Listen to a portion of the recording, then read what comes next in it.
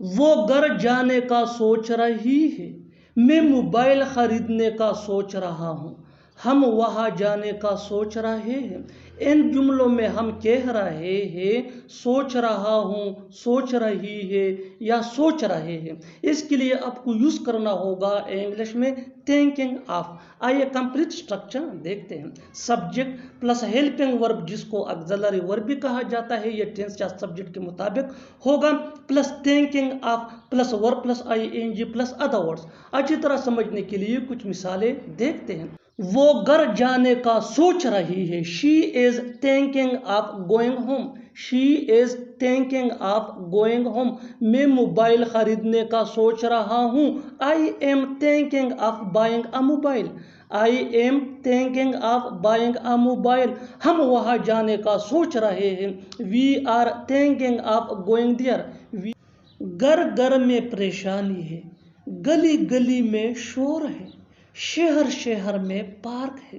ان جملوں کے لیے انگلش کا یہ اسٹرکچر یوز ہوتا ہے۔ There plus helping verb plus noun plus in each and every plus noun. اچھی طرح سمجھنے کے لیے کچھ مثالیں دیکھتے ہیں۔ گھر گھر میں پریشانی ہے، there is problem in each and every house, there is problem in each and every house. گلی گلی میں شور ہے، there is noise in each and every street, there is noise in each and every street.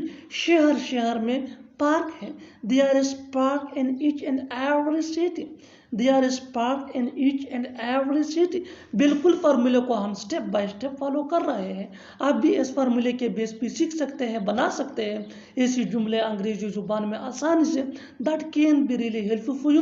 اچھی طرح سمجھنے کے لیے ایک اور مثال دیکھتے ہیں۔ One more example for better understanding. جتنا زیادہ پریکٹس پڑے گی اتنا ہی جلدی انگلش سیکھ جاؤ گے۔